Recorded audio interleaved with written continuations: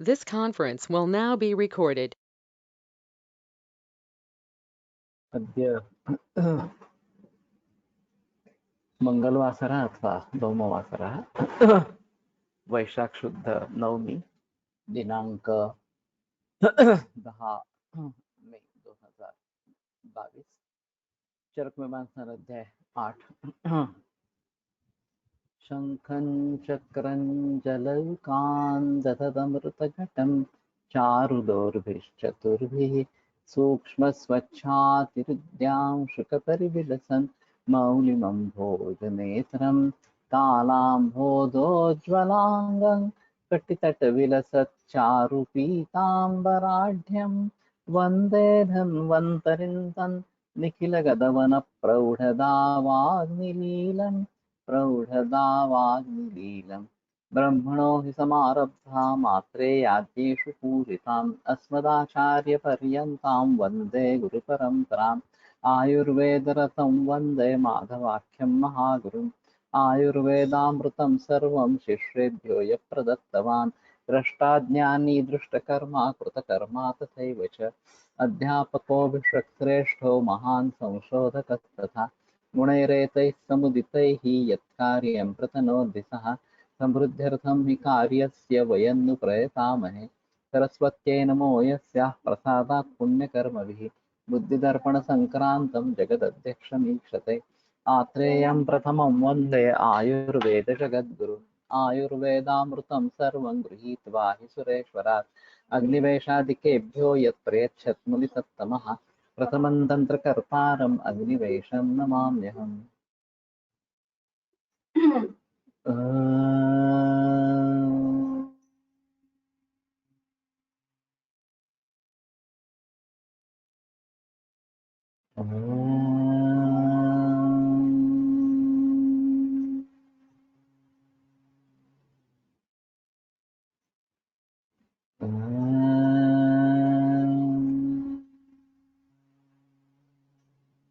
ओम शांति शांति शांति।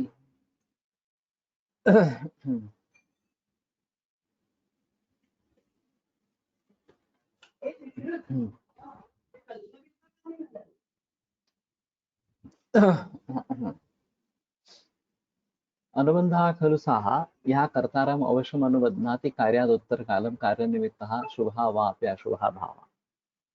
तो मैं इसके बारे में बता रहा था कि किसी भी कार्य के साथ अशुभ भाव भी जुड़ा रहता है और कर्ता को वो अवश्य ही मिलता है, चाहे उसकी इच्छा हो न हो वगैरह इस प्रकार से।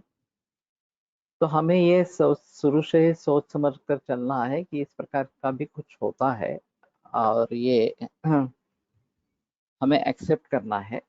क्या क्या हो सकता है ये बात हमें मालूम होनी चाहिए, फिर भी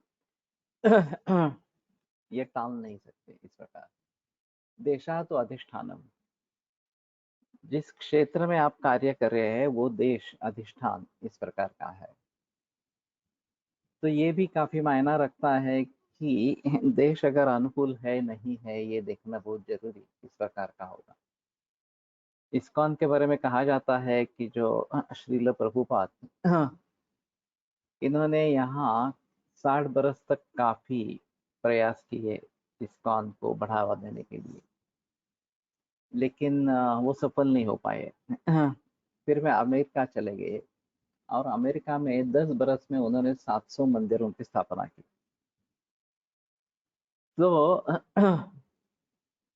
ये एक अजीब है देश इस प्रकार का। और शुरू में जो उनके शिष्य रहे वो हिप्पी थे और एडिक्ट थे, और फिर भी उनमें परिवर्तन लाने में वो सफल रहे और पूरे विश्व भर में आज इस्कॉन का प्रचलन इस प्रकार का है। तो देश कौन सा है ये एक बात ध्यान में रखनी है, और वो अनुकूल है प्रतिकूल है ये देखना है।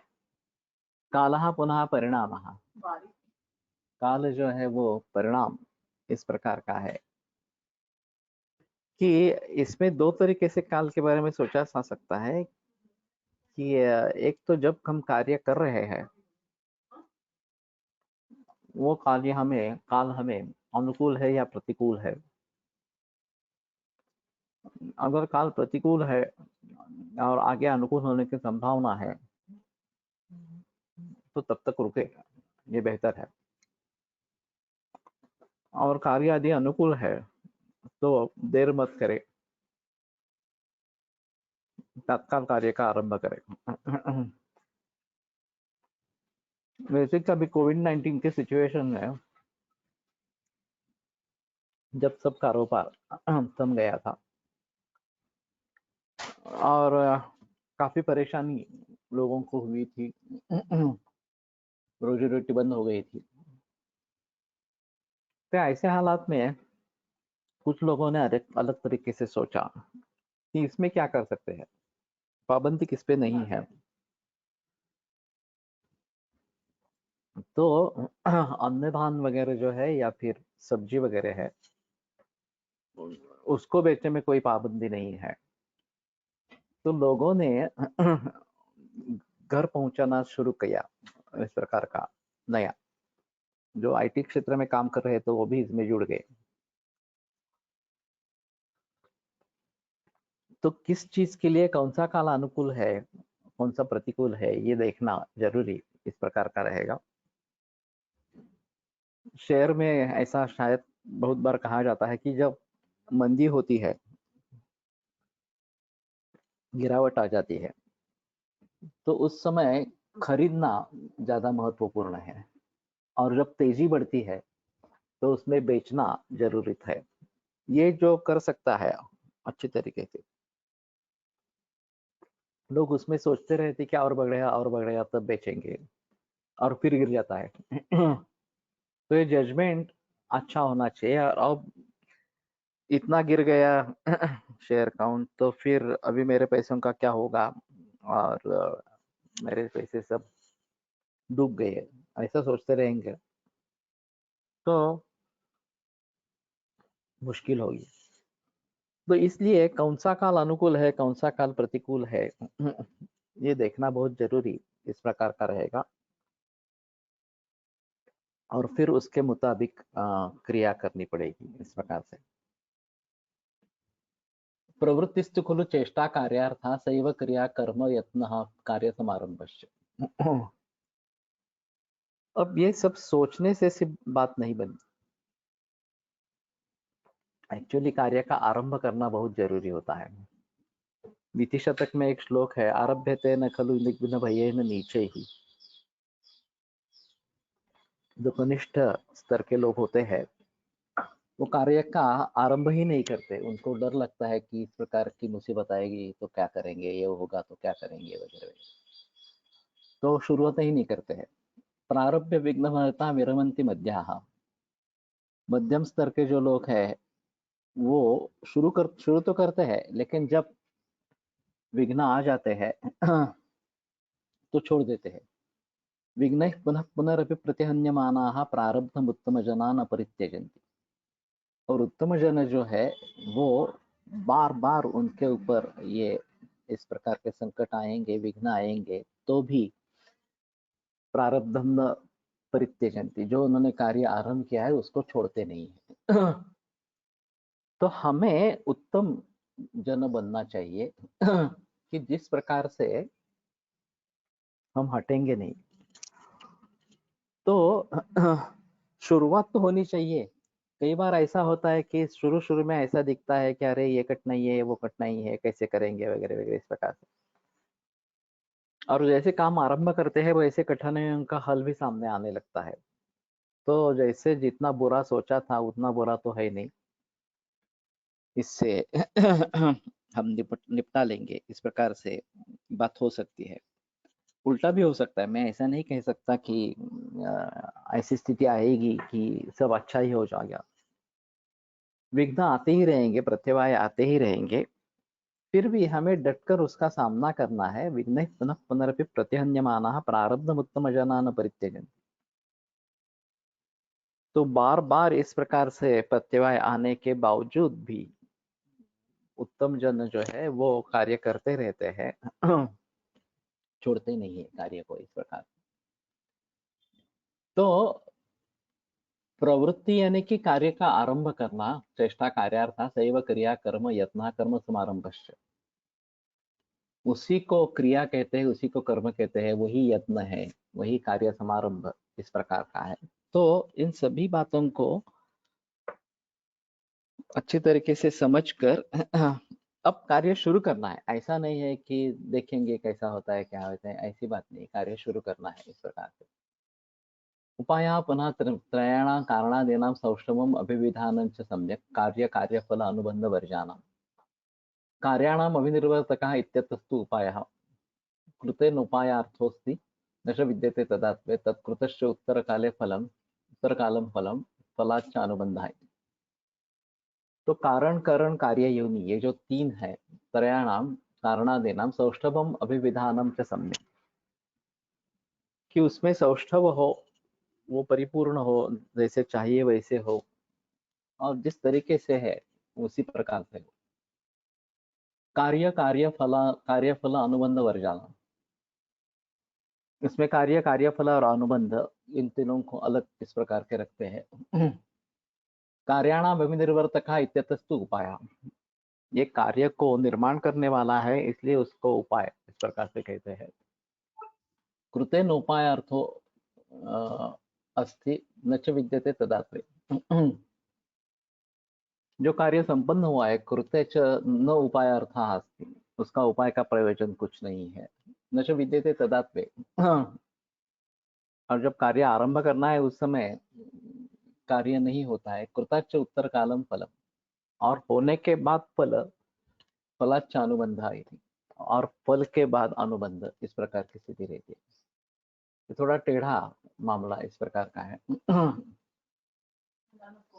तो कारण करण कार्य योनि, ये जो तीन भाव है, ये सौष्ठव उनका होना और उन वे ठीक तरीके से पता होना, ये आवश्यक है, ये उपाय है इस प्रकार का। अब इनका कोऑर्डिनेशन होना जरूरी है। कि जिस प्रकार के कार्य मन में प्रयोजन रख के मैं करने जा रहा हूँ, मेरे खुद में उस कार्य को मैं खुद उसमें समर्थ हूँ या नहीं हूँ, वगैरह वगैरह इस प्रकार जो है वो, और मेरा जो करण है, मेरी जो सामग्री है, वो उसके लिए पर्याप्त है या नहीं है। तो ये सभी हो गए तो उपाय अच्छा रहेगा। इन तीनों का कोऑर्डिनेशन अच्छा होगा, मेल अच्छा होगा, कि जिस कार्य के लिए मैं कर रहा हूँ उसी के लिए मैं समर्थ हूँ, और उसके लिए जो चाहिए वो सभी उपकरण मेरे पास है, तो फिर कार्य बनने की संभावना बहुत ज्यादा इस प्रकार की है। कार्य कार्यफल अनुबंध वर्जाना, इसमें कार्य कार्यफल और अनुबंध इन दोनों को अलग इस प्रकार के रखते हैं। कार्याणाम अभिनिर्वर्तका इत्यतस्तु उपाय, ये कार्यों को निर्माण करने वाला है इसलिए तो उसको उपाय इस प्रकार से कहते हैं।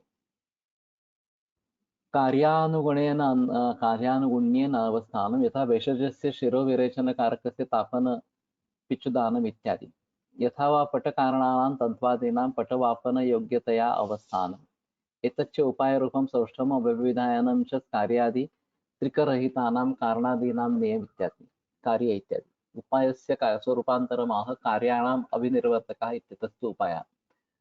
असति उपाय कारणादीनि कार्यं न कुर्युः न कुर्वन्ति इत्यर्थः। अथ कथं कार्यादिषु उपायत्वं न सम्भवति इत्यतः कृत इत्येतत्। उपायो हि कार्यकारकः, तत्र कृते उत्पन्ने कार्ये न उपायार्थोऽस्ति, न हि कृतं पुनः क्रियते, तेन कार्यगतम् उपायत्वम् अपि उपायत्वं न पुनः कार्योत्पादे स्वीकुर्मः।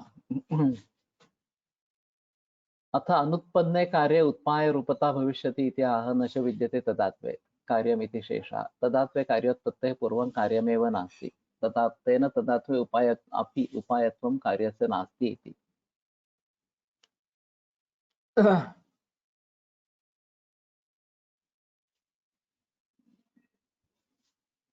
मुझे नहीं लगता है तदात्वे का मतलब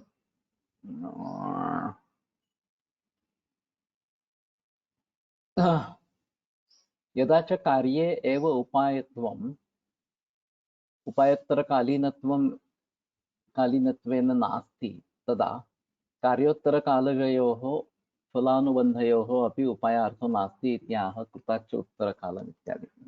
ये मुझे कार्याणाम् अविनिर्वर्तकः इत्यतः तु उपायः, ये कार्यों का निर्माण करने वाला है इसलिए उपाय कहा जाता है।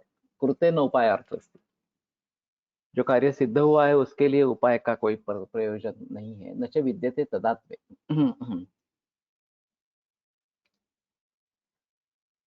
और उस समय में वो नहीं रहता, ये यानी कि कार्य निर्माण होने पर वो नहीं रहता उपाय। अगर वो कार्य दूसरे किसी का कारण है तो शायद ये बात हो सकती है, लेकिन उसमें फिर कार्य ही अलग इस प्रकार का हो जाता है।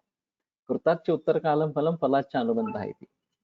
और कार्य के बाद फल और फल के बाद अनुबंध इस प्रकार का होता है। तो किसी को यह आशंका न हो कि कार्य कार्यफल अनुबंध ये जो है ये भी उपाय में समाविष्ट हो जाए, तो ऐसा नहीं है। तो केवल कारण करण और कार्य योनि ये उपाय में समाविष्ट इस प्रकार के होंगे, और इन तीनों का सम्यक अभिधान सौष्ठव ये उपाय कहा जाएगा। और ये अच्छा है, इनका मेल अच्छा है तो ही कार्य ठीक तरीके से बनेगा, नहीं तो कार्य ठीक तरीके से नहीं बनेगा। तो ये जो दशविध परीक्ष भाव बताए गए हैं कि किसी भी कार्य को आरंभ करने से पूर्व उसका प्रयोजन क्या है, मैं कौन हूँ, कर्ता कौन है, और उसमें उसके गुण है या नहीं है, वगैरह वगैरह, मेरे पास उपकरण या साधन है या नहीं है, कार्य योनि किस प्रकार की है, कार्य किस प्रकार का है, कार्य फल क्या है, अनुबंध क्या होगा, इस प्रकार से देश कैसा है, काल कैसा है। तो इन सभी बातों को ध्यान में रखते हुए आगे सोचना है कि कैसे हम इसको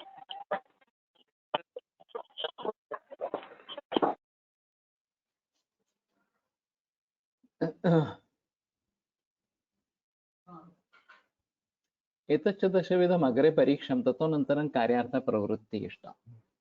तो पहले ये जो दशविध परीक्षा है वो पहली करनी है, और फिर कार्य आरंभ करना उचित इस प्रकार का है। जैसे मैंने बताया कि बहुत सारे स्थलों में, बहुत सारे कार्यों के बारे में हम सीधा कार्य को आरंभ कर देते हैं, और फिर एक एक मुसीबतें सामने खड़ी हो जाती है कि अरे ये नहीं है, ये नहीं है। तो फिर उन सभी के बारे में पहले ही सोचना चाहिए था, और ये समस्याएं हो सकती है और उसमें उसका समाधान कैसे होगा, उसका हल क्या होगा, ये पहले सोच समझ कर ही कार्य में प्रवृत्त होना जरूरी था। लेकिन ऐसा अगर नहीं करते हैं तो पछताने की बात हो जाती है, फिर कार्य को छोड़ा जाता है, अधूरा छोड़ा जाता है इस प्रकार से। और फिर कार्य अधूरा रहने पर उसका कुछ समाधान भी नहीं, उसका फल भी नहीं, कुछ भी नहीं होगा इस प्रकार से।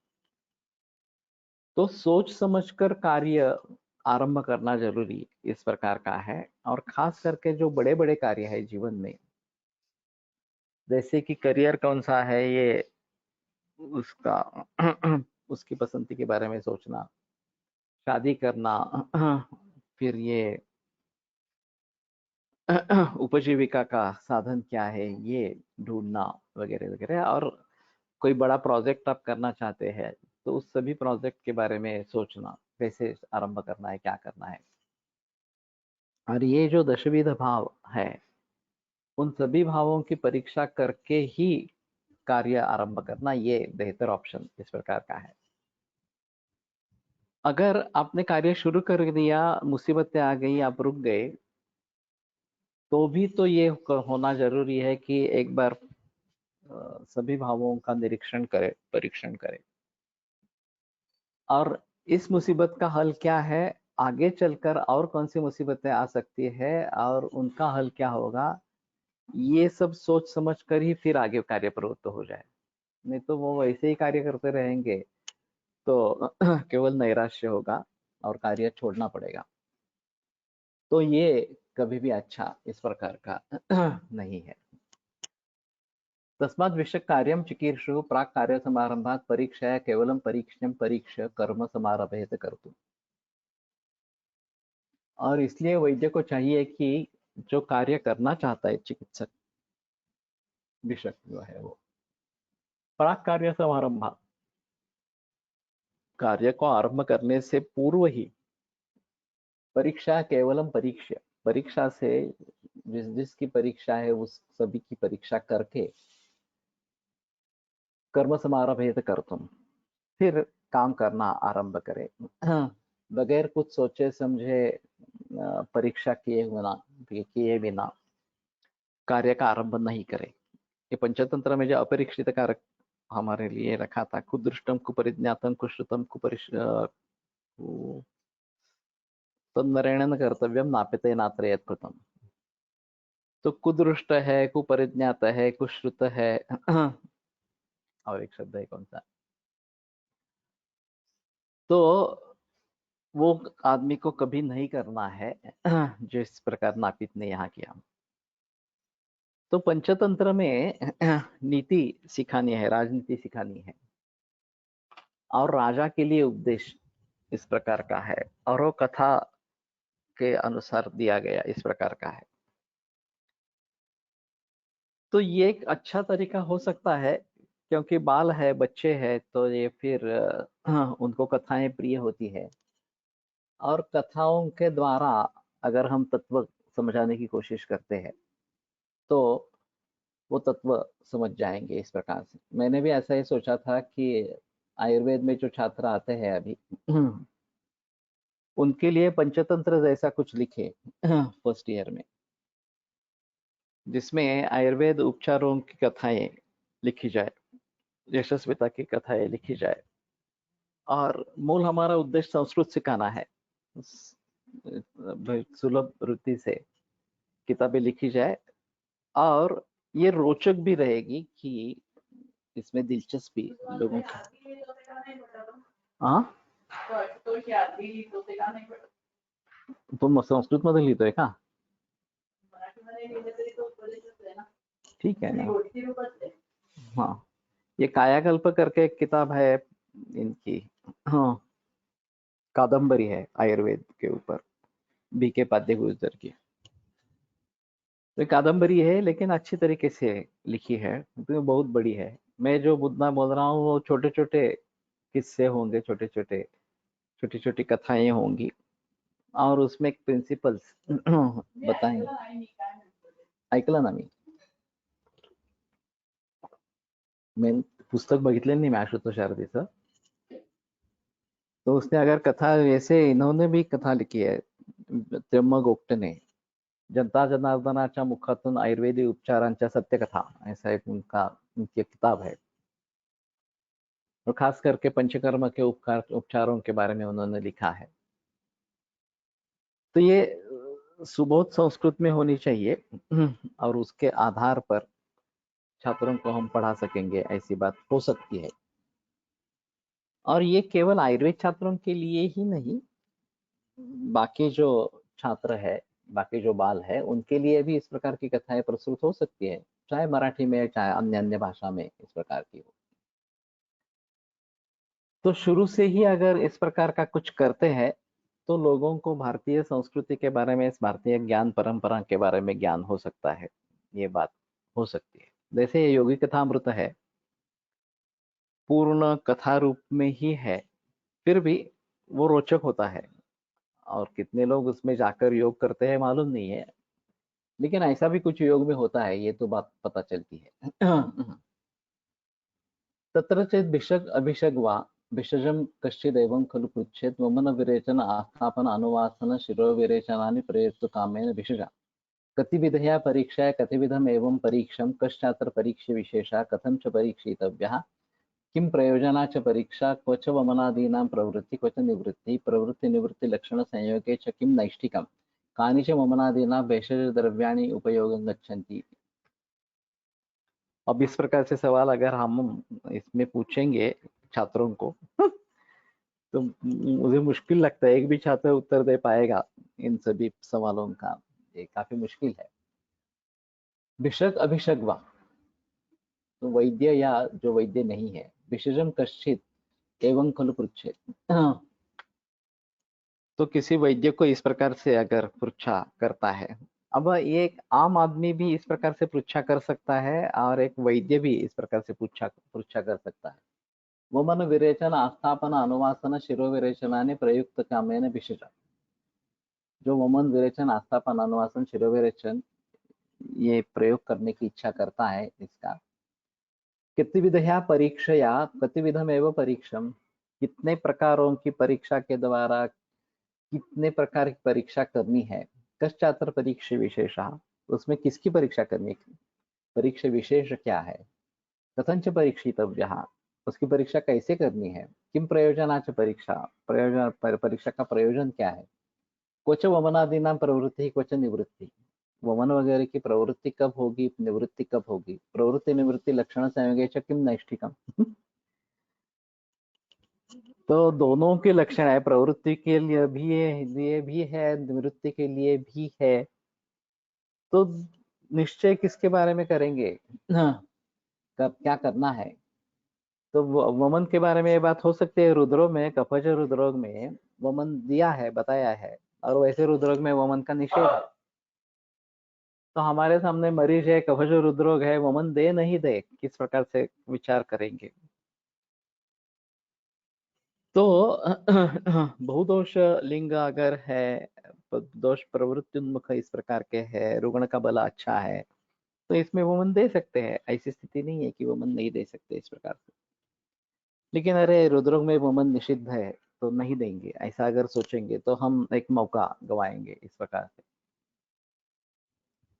तो इस प्रकार का संदेह होने पर, प्रवृत्ति करे या निवृत्ति करे, इस प्रकार का संदेह होने पर क्या योग्य है, क्या करना चाहिए, निष्ठा निश्चय। कानिच वमनादीनां भेषज द्रव्याणि उपयोगं गच्छन्ति इति। तो कौन से भेषज वमन वगैरह के लिए उपयुक्त इस प्रकार के होते हैं। तो अगर हम इस प्रकार के सवाल हमारे छात्रों को पूछेंगे, पंचकर्म की परीक्षा चल रही है और उसमें ही अगर हम सवाल पूछेंगे तो कितने छात्र उत्तर दे पाएंगे। मुश्किल है, अच्छे अच्छे वैद्य भी इसका तुरंत जवाब नहीं दे पाएंगे। अगर ग्रंथों की उपस्थिति अच्छी है तो ही ये पॉसिबल है, नहीं तो ये पॉसिबल नहीं है। ये सवाल भी उठना मन में काफी मुश्किल इस प्रकार का है। स एवं पृष्ठो यदि मोहयितुम् इच्छेत् ब्रूयादेन बहुविधा ही परीक्षा तस्य परीक्षा विधि तथा परीक्षा विधि भेदः। तो ये पूछने वाला भी अगर उसको भी जानकारी नहीं है तो उसको अगर मोह में डालना है तो उसको ऐसे बोलना है कि बहुविधा परीक्षा तथा परीक्षा विधि भेदः। अनेक प्रकार की परीक्षा होती है, अनेक प्रकार के परीक्षा विधि भेद होते हैं। कथमेन विधिभेद प्रकृत्यंतरेण भन्यया परीक्षया केन वा विधिभेद प्रकृत्यंतरेण परीक्ष्यस्य भिन्नस्य भेदाग्रम भवान् पृच्छति आख्यायमानम। तो आप कौन सी परीक्षा के बारे में बात कर रहे हैं। कथमेन विधिभेद प्रकृत्यंतरेण, तो कतम ये इसका मतलब ये संख्या से संबंध है बात में, कितने नंबर की, इस पर क्रमांक की। विधिभेद के अनुसार भिन्न जो परीक्षा है, केन वा विधिभेद प्रकृत्यंतरेण परीक्षस्य भिन्नस्य भेदाग्रम भवान् पृच्छति आख्यायमानम्। अथवा किस विधिभेद प्रकृति के अनुसार परीक्षा जो भिन्न इस प्रकार का हो गया है उसका भेदाग्रम भवान् पृच्छति। तो उसका जो नतीजा है वो आप पूछना चाहते हैं। न इदानीं भवतः अन्येन विधिभेद प्रकृत्यंतरेण भिन्नया परीक्षया अन्येन वा विधिभेद प्रकृत्यंतरेण परीक्षस्य भिन्नस्य अभिलषितम् अर्थं श्रोतुम् अहम् अन्येन परीक्षा विधि भेदेन अन्येन वा विधिभेद प्रकृत्यंतरेण परीक्षां भित्वा अन्यथा अचक्षाणः इच्छां पूरयेयम् इति। आप किसी ढंग से पूछ रहे हैं, मैं किसी ढंग से उत्तर दे रहा हूँ, तो आपका समाधान नहीं होगा। आपके मन में एक प्रकार का, इस प्रकार का क्लासिफिकेशन है और उसके अनुसार आप पूछ रहे हैं, मेरे मन में एक दूसरा क्लासिफिकेशन है, तो उसके आधार पर मैं जवाब दे रहा हूँ। तो मुझे एक बात पहले ही बता दें कि आप किस प्रकार का क्लासिफिकेशन ध्यान में रखते हुए मुझे सवाल पूछ रहे हैं। तो अगर वो ज्ञानी है तो ही बता सकेगा जो पूछने वाला है, अगर ज्ञानी नहीं है तो वो क्यों नहीं बता सकेगा। टीका पढ़ लेते हैं। यदि मोहयितुम् इच्छेदिति यदि विगृहे संभाषा प्रवृत्तत्वेन मोहयितुम् इच्छेदित्यर्थः तथा तथा इति बहुविध इत्यर्थः। विधिरूपो भेदः विधिभेदः। विधिरूपो भेदः थोड़ा अलग हुआ है। It sound okay. I had rejoined too. Sound is okay.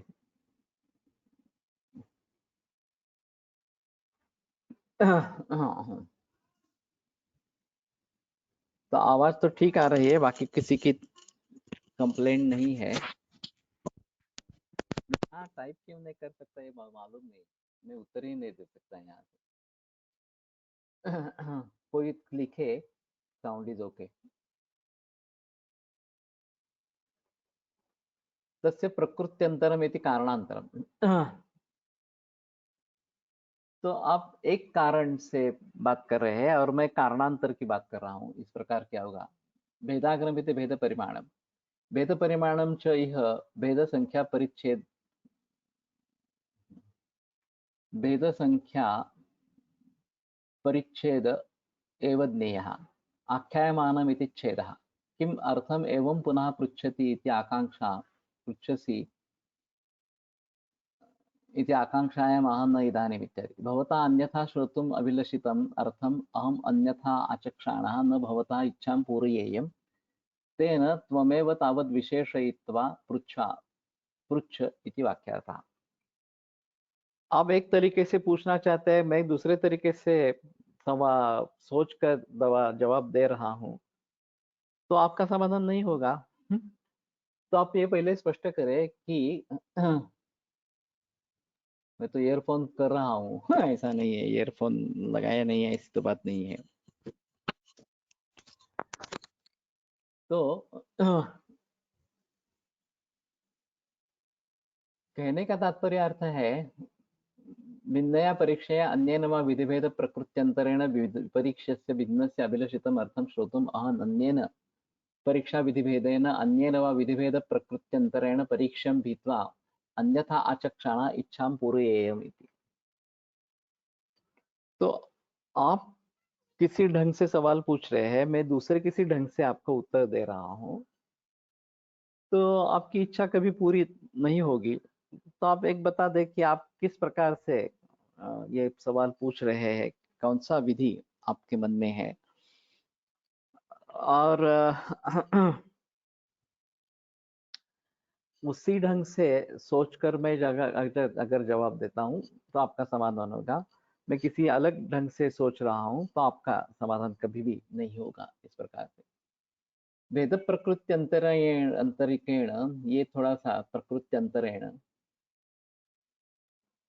विधिः प्रकारः स च अभिन्न जात्यानां कस्यचित् भेदांतरेण भवति। ये माधव निदान मधुकोष्टिका में आया है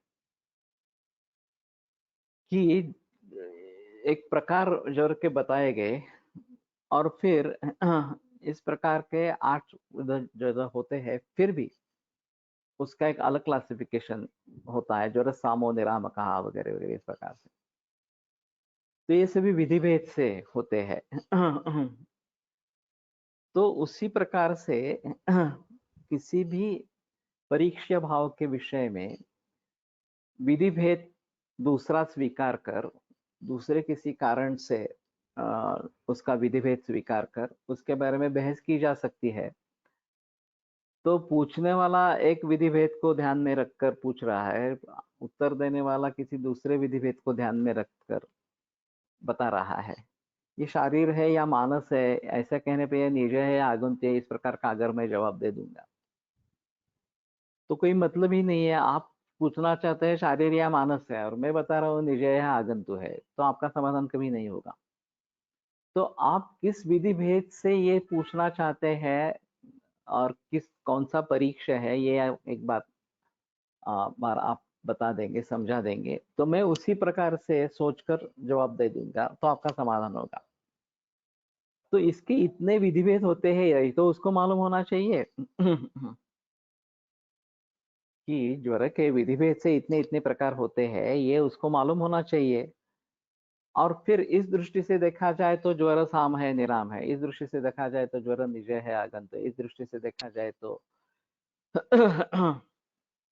दाह पूर्व शीत पूर्व इस प्रकार का है, वगैरह वगैरह।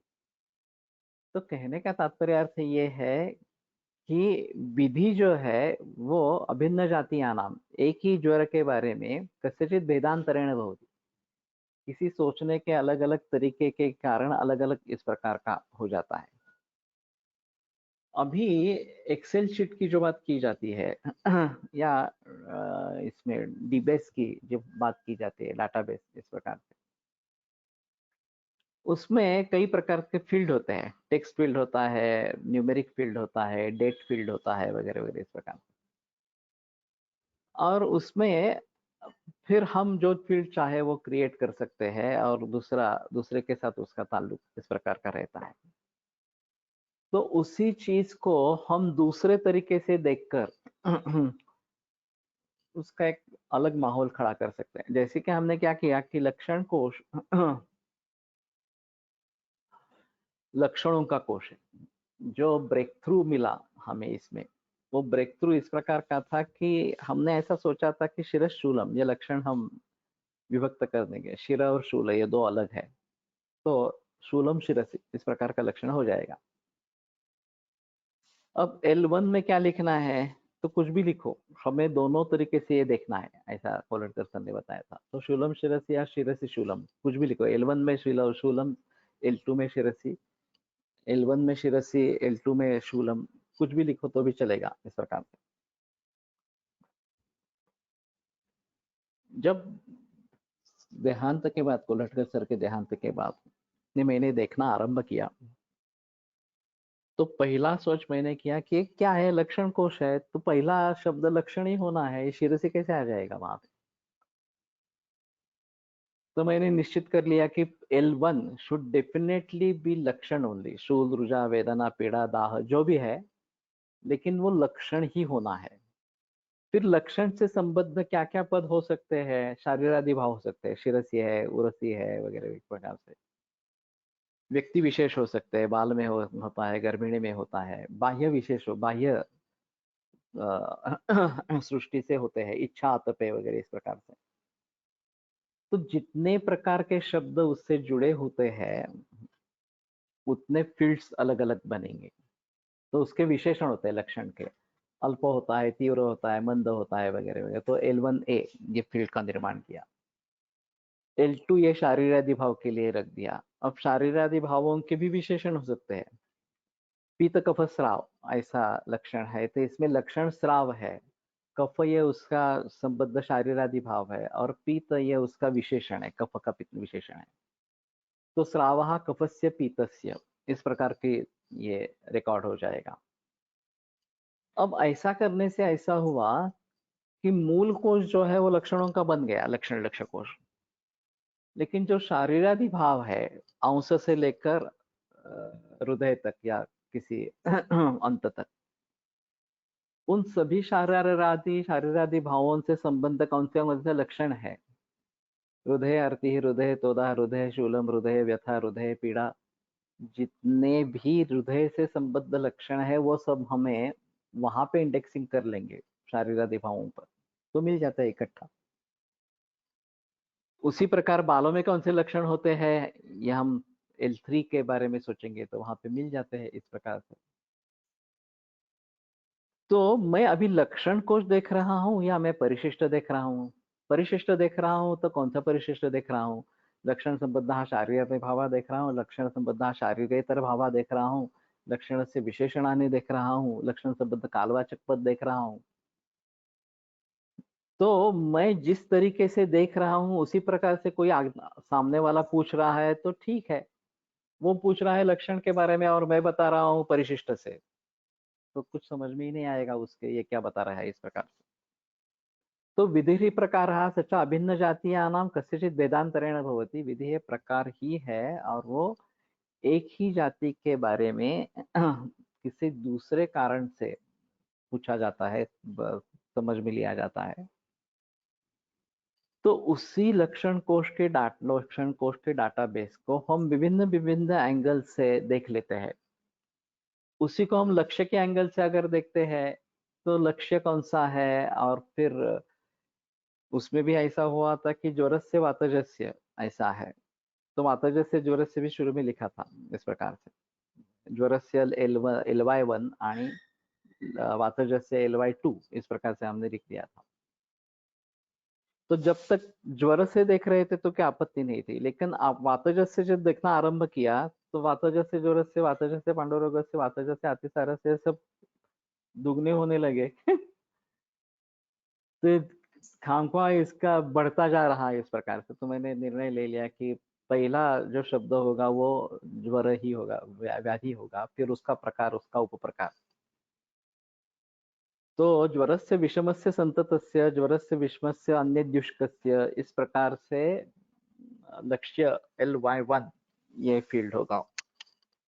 फिर उसके संबद्ध शारीरादिभाव, उसके संबद्ध कालवाचक पद, उसके संबद्ध अवस्थाएं वगैरह वगैरह। तो कैटेगराइजेशन, जो शब्द हमारे सामने आ रहे हैं वो किस कैटेगरी में पढ़ते हैं, उसका एक क्लास बना सकते हैं क्या, उसका एक वर्ग बना सकते हैं क्या, ये सोचना जरूरी था। और जब ये सोच हुई तभी लक्षण कोश का स्ट्रक्चर बना। जब तक ये सोच ध्यान में नहीं आ रही थी कि कैसे करना है इस प्रकार से, तब तक लक्षण कोश का नहीं हुआ। अब प्रातिपदिक कोश में तो हम एक शब्द को ही ले रहे हैं, इसमें तो काफी शब्द है। प्रातिपदिक कोश में एक ही शब्द को ले रहे हैं पूरे सूत्र में से। तृष्णाक्षय प्रथम को रक्तपित्तम श्रमक्लमा अतिव्यायाम अतः कासो ज्वर शर्दिश जाए थे। तृष्णा एक ही शब्द ले लेंगे, वाग्भट सूत्र स्थान 2, 25 वगैरह जो भी सूत्र है क्रमांक वो लिखा जाएगा। और ये क्या है, ज्ञेय है, कार्य है व्यायाम का, अति व्यायाम का इस प्रकार का, तो ये ज्ञेय है।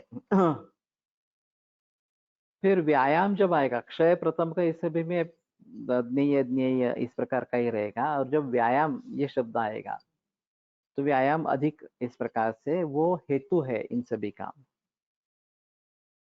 तो एक ही सूत्र में हर शब्द को एक साइन होगी और वो साइन दूसरे शब्द से जुड़ी होगी उसी सूत्र में। तो दोनों, और ये रोग की साइन, नेय की साइन है, और ह ये हेतु की साइन है। तो इस पर्टिकुलर सूत्र में अगर तृष्णा सामने आती है तो तृष्णा का कारण अति व्यायाम ये है, ये इस सूत्र के अनुसार हमें पता चलेगा। अब दूसरे किसी जगह है आतप सेवन, ये तृष्णा का कारण अगर है तो वो भी उसी प्रकार के, उसमें तृष्णा और आतप सेवन ये साथ में रहेंगे तो वो भी सामने आएगा। तो इस प्रकार से एक रोग के बारे में जितने भी कारण है वो सभी इकट्ठा हो जाएंगे। एक रोग के सभी लक्षण जो है वो सभी इकट्ठा हो जाएंगे। तृष्णा के लक्षण, तृष्णा अगर विकार है तो उसके लक्षण क्या है वो सभी इकट्ठा हो जाएंगे। तृष्णा के लिए जो भी चिकित्सा है वो सभी इकट्ठा हो जाएगी केवल एक शब्द के आधार पर। तो ये और भी अच्छा बना, त्रिस्कंद कोश से भी ये अच्छा इस प्रकार का बना। तो हम किस तरीके से देखना चाहते हैं, तृष्णा को ही हम कारण के रूप से देखना चाहे, तृष्णा किसी रोग का अगर कारण है, तृष्णा के कारण क्या है ये देखना चाहते हैं, तृष्णा के लक्षण क्या है देखना चाहते हैं, तृष्णा की चिकित्सा क्या है ये देखना चाहते हैं, तो केवल साइन उससे क्या जुड़ी है, तृष्णा से क्या साइन जुड़ी है, और उसके संबद्ध अन्य पद जो है उनकी साइन क्या जुड़ी है, इसके आधार पर इस सूत्र से क्या अर्थ हम लेने वाले हैं ये समझ में आएगा। तो त्रिस्कंद का ज्ञान इस प्रकार से एक ही शब्द के जरिए हो सकता है, और इस प्रकार के सभी शब्दों के बारे में करेंगे तो सभी रोगों का स्वास्थ्य का ज्ञान हो जाएगा।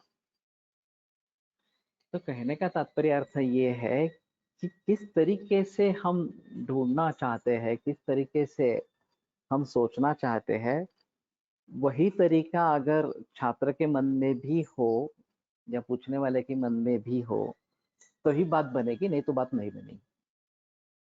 बहुत सारे लोगों ने कोश खरीदा, त्रिस्कंद कोश, और डायरेक्टली सीधा पढ़ना आरंभ किया, कुछ भी ध्यान में नहीं आया।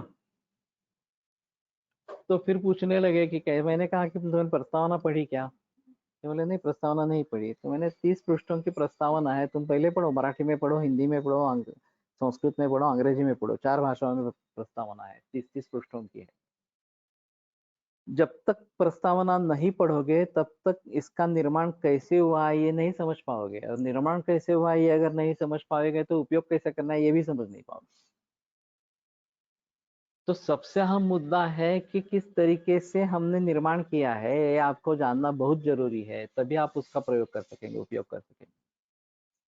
प्रातिपदिक कोश के बारे में भी वही रहेगा कि किस तरीके से निर्माण हुआ है, ये अगर समझेंगे नहीं तो भली भांति उसका प्रयोग नहीं कर पाएंगे। यूजर फ्रेंडली कराने के लिए हम भी कोशिश कर रहे हैं ताकि लोगों को असुविधा इस प्रकार की न हो। लेकिन हमें भली भांति उसके बारे में समझना है, और जिसने निर्माण किया है वही अच्छी तरीके से समझ पाता है, उसको मालूम होता है किस प्रकार से निर्माण हुआ है। जो देख रहा है उसको शायद पता नहीं चलेगा। मेरे यहाँ एक संस्कृत के पंडित आए थे तिरुममी में कोश का कार्य देखने के लिए, और उनका कार्य तंत्र युक्ति के ऊपर था। उन्होंने जिस तरीके से कोश के बारे में जानकारी ली, एक किसी वैद्य भी ने इस प्रकार की जानकारी नहीं ली। वो बहुत अच्छी तरीके से उन्होंने कोश समझ लिया। आप प्रशंसा की, बहुत अच्छा काम आप कर रहे हैं, और इतने तरीके से इसको देखा जा सकता है, इतने तरीके से इसका निर्माण किया जा सकता है। ये वो आयुर्वेद बाह्य व्यक्ति था, संस्कृत पंडित था, आयुर्वेद का कोई संबंध नहीं था, फिर भी उसने जिस तरीके से कोश समझ लिया वैसा मुझे दूसरा आदमी नहीं मिला कि इस प्रकार से कोश समझने वाला इस प्रकार का। तो ये जो सभी विचार है, मैं कोशिश करता हूँ कि मेरे मन में बहुत सारे विचार चलते रहते हैं, और किसको किस प्रकार से दृश्य स्वरूप देना है, किस प्रकार से प्रोजेक्ट में डालना है, करना है। लेकिन जिन विचारों से मैं निर्माण करता हूँ उन्हीं विचारों को अगर समझ पाएंगे तो ही लोग उसको समझ पाएंगे। लोग इस प्रकार से अगर समझ नहीं पाएंगे तो फिर मुश्किल होगी कि ये क्या लिखा है, कैसे लिखा है, इस प्रकार के बारे में संदेह इस प्रकार का होगा। विविधा तो खलु परीक्षा ज्ञानवतां प्रत्यक्षम, तत्स यद उत्तरम ब्रूयात तत्समीक्ष उत्तरम वाच्यम स्याद् यथोक्तम च प्रतिवचन विधिम अवेक्ष। अगर ये इस प्रकार का जो ज्ञानी व्यक्ति है और वो सवाल पूछ रहा है तो ठीक है, उसको जवाब देने हैं इस प्रकार। समीक्ष उत्तरम वाच्यम स्यात् यथोक्तम च प्रतिवचन विधिम अवेक्ष। प्रतिवचन विधि को ध्यान में रखते हुए उसकी उसके ऊपर क्या प्रतिक्रिया होगी, वो क्या बोलेगा, ये सब ध्यान में रखते हुए। जैसे शतरंज में हम चाल चला रहे हैं, तो ये चाल चलते समय ये भी सोचना है कि इसके ऊपर जो अपोजिट है, हमारा अपोनेंट है, वो किस प्रकार की चाल चलेगा, उस चाल के लिए मेरे पास कोई हल है या नहीं है। अगर हल नहीं है तो ये चाल में नहीं चलूंगा। इस प्रकार की चाल अगर वो प्रतिस्पर्धी करता है और जिसके लिए मेरे पास कोई उत्तर नहीं है, तो केवल मैं किस प्रकार से चाल चलूंगा इससे बात नहीं होती। अपोनेंट भी किस प्रकार से चाल चलने वाला है ये भी ध्यान में रखना जरूरी है, और फिर सोच समझ कर करना है कि हाँ ठीक है, ये चाल चलेंगे तो शायद दूसरा कोई इस प्रकार से सोच नहीं सकता और पराजित हो पाएगा वगैरह वगैरह इस प्रकार। सम्यक ऋतु ब्रूयान न चयन मोहितुम इच्छे। अगर वो ठीक तरीके से पूछ रहा है तो उसको मोह में डालने की चेष्टा नहीं करे। प्राप्तम तो वचन कालम मन्येत। तो प्राप्त वचन काल है ऐसा समझ ले। कामो मस्मे ब्रूयाद आप्तमेव निखिलेन। और फिर उसको जो भी ज्ञान तुम्हें मिला है आप्त वचन से वो पूरा का पूरा बोल दो, उसमें कोई संदेह की बात नहीं है। तो ये सामने वाला सामने से पूछने वाला भी अगर अच्छा है, आदमी अच्छे कार्य के लिए पूछ रहा है इस प्रकार से, तो उसको विशदम अर्थम ब्रूयात, जो भी है वो स्पष्ट रूप से कह देना ये आवश्यक इस प्रकार का रहेगा। द्विविधा तो खलु परीक्षा ज्ञानवताम प्रत्यक्षम अनुमानञ्च। तो दो प्रकार की परीक्षा होती है, एक ज्ञानवान लोगों के लिए, एक प्रत्यक्ष और अनुमान। एतत् द्वयम् उपदेशश्च परीक्षा स्यात्। और ये दोनों और उपदेश परीक्षा होती है। ये अजीब तरीका है। त्रिविधा परीक्षा होती है ऐसा बोलना जरूरी था, प्रत्यक्ष, अनुमान और आप्तोपदेश। लेकिन पहले दो ही बोले, प्रत्यक्ष और अनुमान, और ये दोनों और उपदेश, ये परीक्षा से। एवं ऐसा द्विविधा परीक्षा त्रिविधा वा सह उपदेश। तो कुछ लोग आप्तोपदेश को मानने वाले नहीं है, तो उनके हिसाब से अनुमान, प्रत्यक्ष, अनुमान, ये दो ही परीक्षाएं हैं।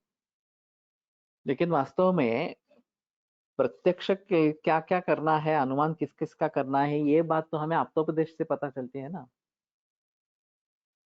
और आप्तोपदेश ही मूलाधार है सभी का, क्योंकि हमारे ग्रंथ है हमारे सामने, इसीलिए तो हम ये पढ़ रहे हैं, हम सीख रहे हैं। अगर ग्रंथ ही नहीं होते तो हम क्या करेंगे, कुछ भी नहीं कर पाएंगे। तो आप्तोपदेश सर्वोपरि है, और फिर उसके अनुसार प्रत्यक्ष अनुमान के बारे में सोचना है, करना है इस प्रकार से। दशविधं तु परीक्षण कारणादि यद उत्तम अग्रे तद यह भिषकादिश संसार्य संदर्शयिष्यामः। जो दशविध कारणादि अभी तक बताया गया, तो वो यहाँ पे वैद्य वगैरह के बारे में उसका विवरण करके बताते हैं। यह कार्य प्राप्त कारणम भिषक, यहाँ जो कार्य करना है उसमें कारण वैद्य है। कर्णम पुनः भेषजम, करण क्या है तो भेषज इस प्रकार का है। कार्य योनि धातु वैषम्यम, धातु या वैषम्य कार्य योनि है। कार्यम धातु साम्यम, कार्य क्या है तो धातु साम्य है। कार्यफलम सुखावाप्ति, कार्यफल सुख की प्राप्ति इस प्रकार की है। अनुबंध खलु आयु, और हम जो दीर्घ काल इसका जो फल चाहते हैं वो आयु है। देशो भूमि आतुरश्च, देश जो है वो भूमि और रुग्ण ये है। काला पुनः संवत्सरश्च आतुरावस्था, काल जो है वो संवत्सर और आतुरावस्था इस प्रकार का है। प्रवृत्ति प्रतिक्रम समारंभ उपायस्तु विषगादीनां सौष्ठम अभिविधानं च सम्यक। तो प्रवृत्ति जो है वो कर्म समारंभ है कि एक्चुअली कार्य शुरू करना है। उपायस्तु विषगादीनां सौष्ठम अभिविधानं च सम्यक, और भिषक वगैरह इनका सौष्ठव अभिविधान अच्छी तरीके से होना, ये उपाय है। यहाँ पे अस्य उपायस्य विषयः पूर्वेण एव उपाय विशेषेण व्याख्यातः। ये जो उपाय विशेष है, उपाय का विषय है, वो पूर्वेण उपाय विशेषण व्याख्या था। पूर्वी जो उपाय विशेष बताया है हमने, उसी से इसका भी विषय व्याख्यात हो गया। तो आगे और कुछ अलग नहीं है, ये त्रयाणाम अभिविधानम सौष्ठम च सम्यक, यही इसमें ध्यान रखना है। इति कारणादीनि दश दशसु भिषकादिषु संसार्य संदर्शितानि तथैव अनुपूर्व्या एतत् दशविधं परीक्षम उक्तञ्च। तो एक कारणादि जो है दश दशसु भिषकादिषु संसार्य संदर्शितानि, वैद्य वगैरह 10 भावों के बारे में विस्तार पूर्वक मैंने बताए। तथैव च अनुपूर्व्या एतत् दशविधं परीक्षम उत्तम, और उसी अनुपूर्वी से ये दशविध परीक्ष है ऐसा बताया है। यहाँ कल से संजय काल प्रकोप, संचय काल प्रकोप काल को क्या कंसिडर नहीं किया। संचय काल प्रकोप काल तो होते ही है ना, वो तो ऋतु के अनुसार होते हैं। जय प्रकोप वर्षमा वायु और ग्रीष्मा देशित्रिषु, तो ये ऋतु में ही आ जाता है। उसके बारे में अलगता से सोचना जरूरी नहीं है। आहार दिवसात पुनः दोषा चयादीन जानती सद्युपि दोषा काले पिवान तू, तो आहार आदि के जरिए भी इस प्रकार से तात्काल संचय प्रकोप वगैरह हो सकते हैं। तो काल में ही ये सभी समाविष्ट इस प्रकार के होंगे। तथैव अनुपूर्व्या एतद् दशविधं परीक्षम उत्तम, और उसी अनुपूर्वी से, उसी क्रम से दशविध जो है वो बताया इस प्रकार से। तो कहने का तात्पर्य अर्थ ये है कि हम जब चिकित्सा रूपी कार्य करते हैं तो हमें ये दशविध परीक्षा भाव जो है उनकी परीक्षा करके ही कार्य में प्रवृत्ति होनी चाहिए। अब ध्यान में रख लो कि हर मरीज को ट्रीट करते समय, कोई नया मरीज हो या फॉलोअप में आया हुआ मरीज हो, तो भी इन सभी भावों को ध्यान में रखते हुए हमें आगे बढ़ना है। या प्रवृत्ति है, निवृत्ति है, जो भी है उसके बारे में सोचना है। तो जब तक हम इन सभी भावों के बारे में जानेंगे नहीं, सभी भावों के बारे में कुछ प्रयास करेंगे नहीं, तब तक ये काफी मुश्किल इस प्रकार का होगा। और फिर प्रवृत्ति है, निवृत्ति है वगैरह के बारे में सोचना जरूर होगा। मेरा एक अजीब अनुभव बापू नानल सर के साथ रहा था। एक 18 बरस का युवा जिसको स्टमक कैंसर था, ट्रीटमेंट के लिए आया। मैंने दूध पे रखा, दवाइयाँ शुरू की, उसने काफी अच्छी तरक्की हुई, दूध जाने लगा, पेट दर्द बंद हो गया, उल्टी भी बंद हो गई, और ये सिलसिला 6 महीने तक चला। और फिर मालूम नहीं क्या हुआ, लेकिन वो डिटोरेट होने लगा फिर से, और लक्षण बढ़ते गए। तो मैंने कहा कि मेरी तो पूरी कोशिश चल रही है लेकिन रिजल्ट नहीं मिल रहे हैं। तो एक काम करिए, यहाँ बापू नानल करके श्रेष्ठ वैद्य है, तो उनसे आप एक बार सलाह कर ले, और वो कुछ बताते हैं तो देखिए। तो उसके पिता हंस पड़े। तो मैंने कहा क्या हुआ? तो बोले हमें दोनों के नाम मिले, तुम्हारा नाम मिला था और उनका भी नाम मिला था। उनकी अपॉइंटमेंट 1 महीने के बाद की मिली, और तुम्हारी दूसरे दिन की मिल गई। तो हम तुम्हारे पास आ गए, ट्रीटमेंट शुरू हो गई, वो राहत भी मिल गई उसको। लेकिन 1 महीने के बाद जब नानल सर की अपॉइंटमेंट थी, तब उसमें हम चले गए नानल सर को दिखाने के लिए, और उनको हमने बता दिया कि ऐसा ऐसा है कि गाड़गिल से हमने ट्रीटमेंट शुरू करी है। 1 महीने से उनकी ट्रीटमेंट चल रही है। तो नानल सर ने कहा ठीक है, अभी राहत है, ठीक है, तो ऐसे ही चलने दो, जब जब आओगे तब मुझे दिखा के जाना इस प्रकार से। और वो मेरे पास आते, उस समय नानल के पास भी जाके उनको दिखाते थे। ये बड़ा अजीब था। और 6 महीने के बाद ये डिटोरिएट होने लगा, तो नानल सर ने भी कह दिया अब कुछ करने लायक नहीं है। उन्होंने ऐसा नहीं बताया कि मेरे पास कुछ होगा मैं करूंगा वगैरह, नहीं, कुछ करने लायक नहीं है, उन्होंने भी छोड़ दी केस इस प्रकार से। तो मेरे लिए ये काफी बड़ा अनुभव इस प्रकार का रहा कि नानल सर से इस प्रकार की प्रशस्ति पाना ये काफी मुश्किल काम है।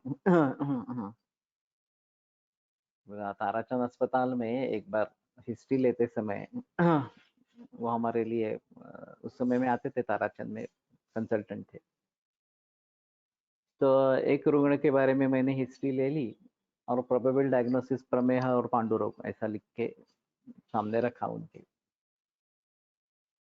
तो बड़े प्रसन्न हुए कि आयुर्वेदिक निदान किया गया है और अच्छा है इस प्रकार से। तो कहने का तात्पर्य अर्थ ये है कि दशविध परीक्षा भाव सभी रुग्णों में, सभी अवस्थाओं में, जब जब वो आएंगे, शुरू में आएंगे पहली बार या फिर फॉलोअप में आएंगे, तो देखते रहने चाहिए। ऐसा नहीं होगा कि अब एक बार कर लिया, आप आगे कुछ करना नहीं है, ऐसा नहीं है।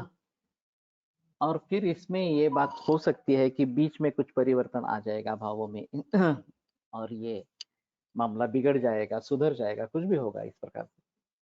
तो इन सभी बातों को ध्यान में रखते हुए दशविध परीक्षा भाव जो है उनको परीक्षा करनी है।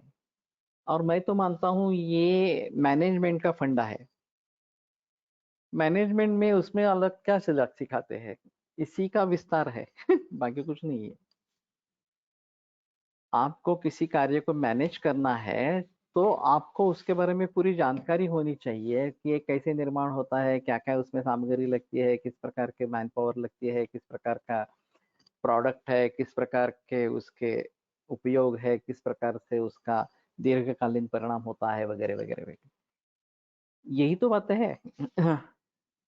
तो जैसे मैंने कहा कि ये कारपोरेट कीर्तन बताया किया गया था एक सेमिनार में इस प्रकार से। रामदास के दासबोध के आधार पर कि दासबोध एक बहुत अच्छा ग्रंथ है मैनेजमेंट के लिए, ये इसका इस प्रकार से उसका कहना था। तो इन सभी बातों को ध्यान में आकर रखेंगे तो शायद ये बात बनती है कि हम अच्छी तरीके से इसको आगे बढ़ाएंगे। तस्य यो यो विशेषः यथा यथा परीक्षितव्यः स तथा तथा व्याख्याते। तो इसके बारे में कल करेंगे।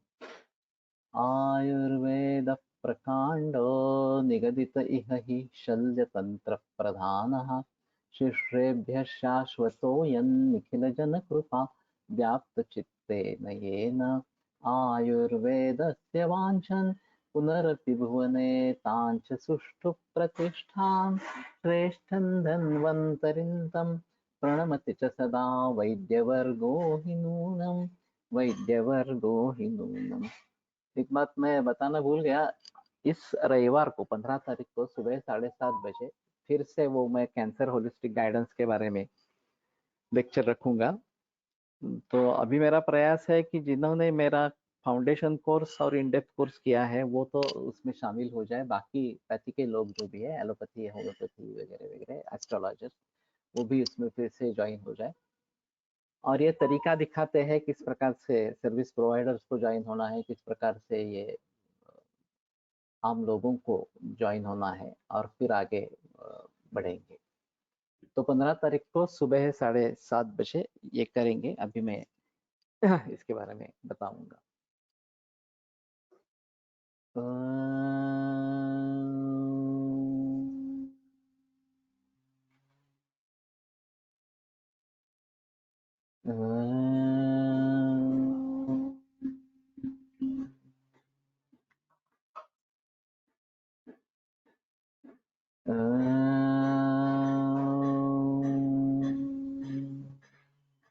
ओम शांति शांति शांति। विरम्यते व्याख्यान।